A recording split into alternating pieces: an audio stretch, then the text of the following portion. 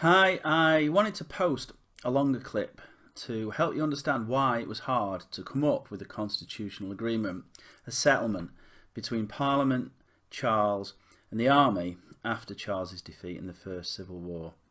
And you have to understand this was a unique moment in British history, and to get to understand fully the complexities of this moment, you have to understand that this is all about power and who held the power, where power was located after Charles's defeat. So this is what this clip is all about, and it will help you understand what happens before and after Charles's execution. The first thing we have to understand is who were the people involved in trying to arrange a new constitutional settlement. Well, obviously the first person was the King, Charles. What did he want? Well, he wants to maintain the existing social hierarchy, because that's where his power derives from. And he wants, if he can, to keep as much power and as much control over the army and the state church as possible, because traditionally these had been powers that he had. Now, in the war, Charles had lost ultimately to the New Model Army. Now, the New Model Army you can divide into two. You have the grandees. So these are the leaders, the army leaders like Fairfax and Cromwell and Henry Ireton. They want to keep the existing social hierarchy because they're landowners, but they don't want a Presbyterian church. They want an independent church. So that's different from Charles. But also in the army you've got the rank and file, the ordinary soldiers, some of them known as agitators, some of them the levellers. What do they want? Well, first of all, they want paying. They want back pay. Then they want to not be punished for their actions during the war. They want indemnity from being punished. They want an independent church, so that's similar to the grandees, but they want, some of them, to change the social hierarchy. They want more power and more of a say for people who have money but don't have land. And that doesn't seem very radical to us now, but it was really radical at the time. Then you've got the Scots. The Scots weren't interested in English politics. What the Scots wanted is what was promised in the Solemn League of Covenant. In return for the Scots support in Parliament, the deal was that the Scots would gain a state Presbyterian church. And then last, Parliament. And Parliament is divided, really. You've got many members of the so-called Peace Party. Quite often these are conservative, Presbyterian politicians. They want a state Presbyterian church, and they want to maintain the existing social hierarchy. So you can see that within the four main players, there is actually quite a lot of scope for disagreement in terms of how the constitutional settlement should look after the Civil War.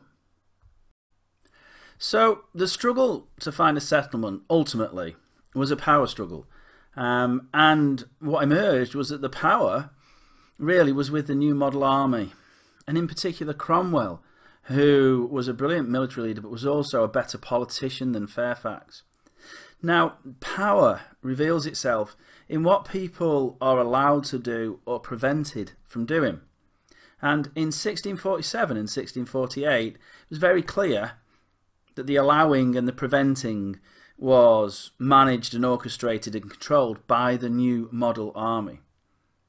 Now, we first see the emerging power of the military actually during the Civil War, when Parliament agrees to pass the self-denying ordinances in late 1644 and early 1645. And this is a transference of military powers away from the nobility. So the original noble leaders of Parliament's army, the Earls of Manchester, Essex, were replaced ultimately by people such as Henry Ireton, Fairfax and Cromwell. And this was very much because the war party in Parliament were not convinced that the noble leaders were fully committed to comprehensively defeating Charles. And so what we will see time and time again is that the decisive action, the allowing, the preventing, is always done by the New Model Army, and especially by Cromwell, Fairfax and Ireton. So some of the key events as Parliament and Charles tried to find a constitutional settlement.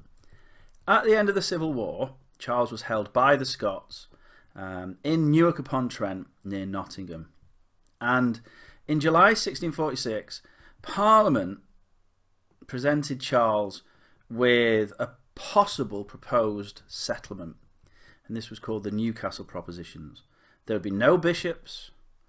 The Parliament would control the army for 20 years. And at this point, it's important to understand the army is not part of the negotiations. The negotiations are between Charles and Parliament. And Charles is intentionally slowing this process down as much as he can. Now, in February 1647, the Scots essentially get fed up, really, of waiting, and they hand Charles over to Parliament. But it is in February 1647 that things start to change, and the army starts to become more involved in the politics of this issue. In 1647, in February 1647, Parliament voted to break up, to disband the New Model Army, apart from in Ireland. Now, there were some good reasons for this. Britain had never had a standing army before, an army that existed all the time, and it was expensive to keep a standing army. However, this was a mistake, really, from Parliament. What Parliament was suggesting is that the New Model Army would be disbanded, soldiers would not be paid their back pay, and they would not be offered indemnity. They wouldn't be given a promise that they would not be punished for fighting against the king. And it was these developments early in 1647 that bring the army in as a significant player in trying to find a settlement with Charles. Having fought for Parliament, having risked their lives, having seen friends killed, the New Model Army, the army were furious with what Parliament did. And in April and May of 1647, the army elected agitators. These were ordinary soldiers, and they were going to negotiate with Parliament. And some of these agitators were levellers. Now, at this point, Cromwell and Ireton, Henry Ireton, were very much working with the agitators, and they were trying to agree a deal with Parliament on behalf of the army.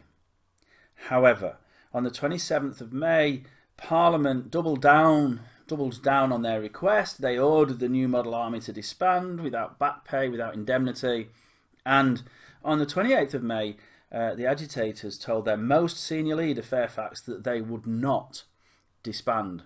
They weren't prepared to do that. At the same time, General Joyce of the New Model Army set off with some soldiers to actually take Charles under the army's control, and they moved him to Holdenby House in Northamptonshire. And then on the 5th of June 1647 there was a meeting. So Joyce, Ireton, Cromwell and Fairfax, they all met. So you've got officers and agitators meeting, and they are coming to an agreement. And they agree to something called the Solemn Engagement. And this was really significant. This was a promise that the New Model Army would stick together until there was a fair settlement, both in terms of disbanding the army and their demands and also restoring the king. And to facilitate the army becoming a significant political player, a General Council of the Army was set up.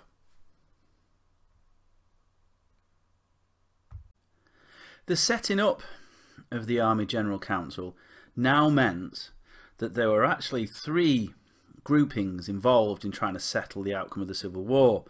There was Parliament, there was obviously the King and his supporters, but there was also now the army. And Parliament had shown it didn't really have the power to disband the army. Now, because the army was now a political consideration, in June, the army grandees put forward their proposals for a settlement to Charles. And this was called the Heads of Proposals. And the highlights here, Charles would still be king. So at this point, the grandees still want Charles to be king. There would be some limited role for bishops, for the episcopacy, but Parliament and not Charles would control the militia for 10 years. So this was quite a moderate document, really. However, there were different reactions to the heads of proposals. On the 26th of July 1647, Conservative Presbyterians invaded the Commons and invited the King to London to reach a settlement. So Parliament was once again, the Peace Party was once again, if you like, trying to impose its will and be the driving force in any settlement. However, the army were no longer willing to accept this. The army marched to London and restored order to Parliament. And in August, the army moved Charles to Hampton Court Palace. And so what we can see here, and we've seen it twice now, is that Parliament acts, but then if the army don't like the actions of Parliament, the army are stepping in to impose their will. And this shows us where power was. Another consequence of the heads of proposals is that it actually alarmed levellers within the army, because the proposals were very moderate and would continue the existing social hierarchy, and many levellers were opposed to that. They didn't want the old hierarchy to continue. So, in the autumn of 1647, most of the action now is going to take place around London. Charles was being held at Hampton Court Palace, and just down the road in Putney, the army grandees and the army agitators, the rank and file, were debating and discussing amongst themselves what a constitutional settlement should look like, and how power will be distributed. Now, the levellers in the army, they wanted professional men without land to be involved in the political process, in voting for MPs, etc.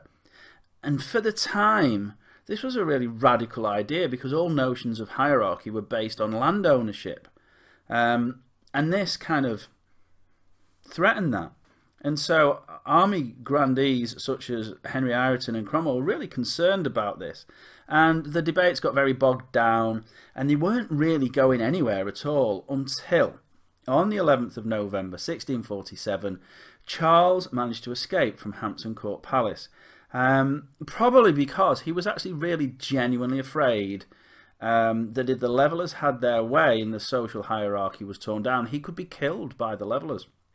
So Charles's plan was to escape to France. However, he could only get passage as far as the Isle of Wight, so his intention was to try to travel to the Isle of Wight, where he would be treated sympathetically, and from there he could perhaps head over to France. It didn't happen like that. He was imprisoned again on the Isle of Wight at Carisbrooke Castle.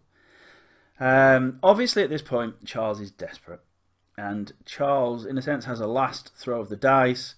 Whilst he is a captive, he makes contact with the Scots, and Charles offers them a deal. If they will support him in a new military campaign against Parliament, then he will give them a Presbyterian state church in England and Scotland.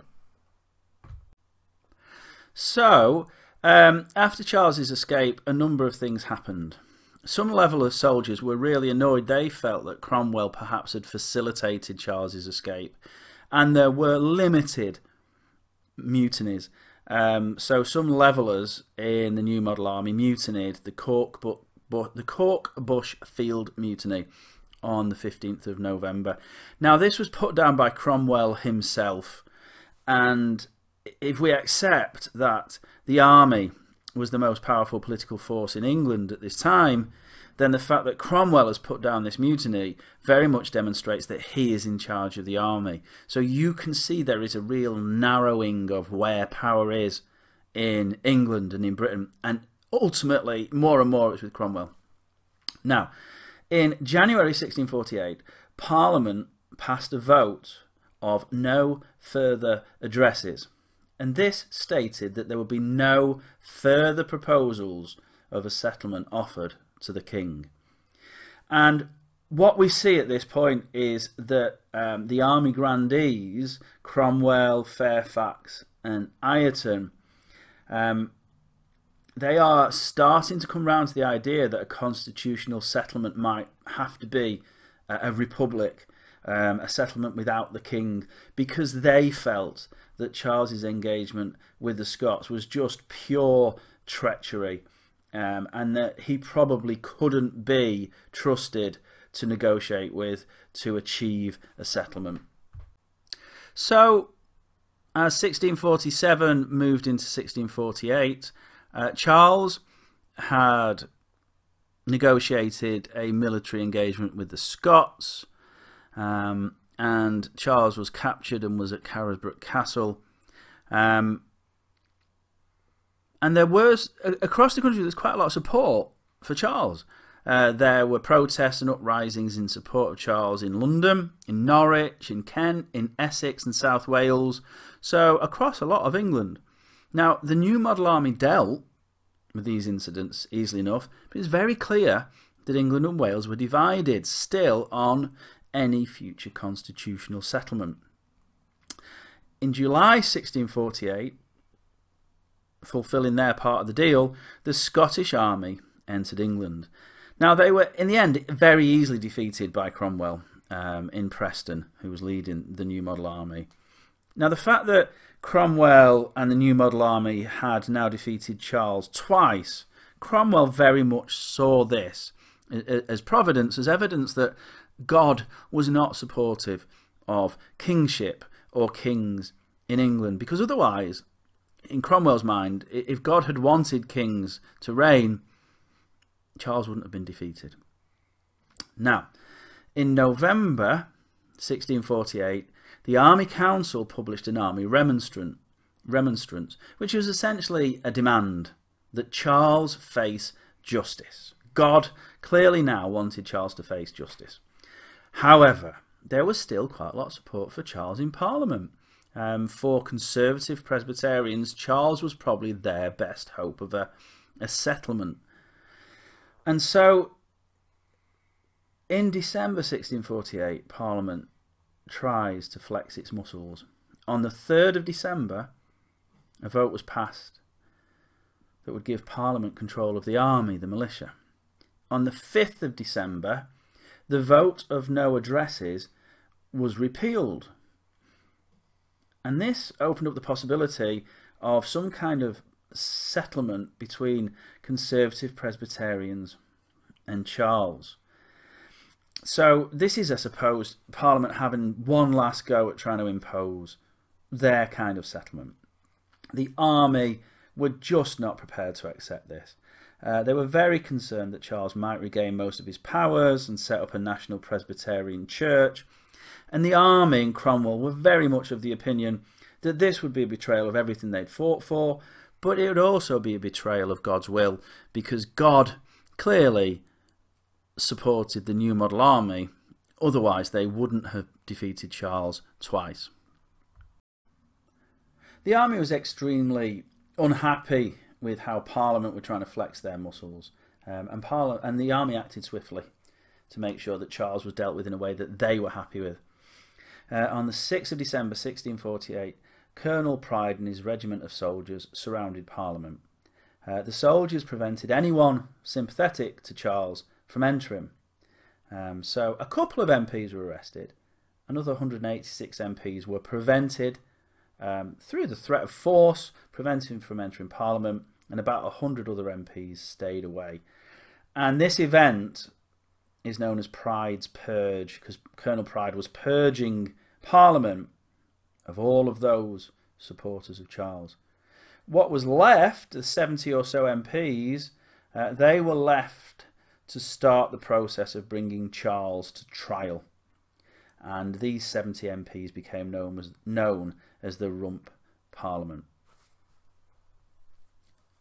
Okay, so my advice would be break this down, chunk it down maybe into 3 sections, and for the time being, for the next week at least, this is your main focus of your work, understanding clearly the complexity of the events between Pride's Purge and the end of the First Civil War, and understanding the nature of power, and understanding that during this period, it is a period where the army becomes incredibly politicised, the army and parliament split, and what we see very clearly is that the real power is with the army, and within the army, the real power is with Cromwell. Okay, thanks very much.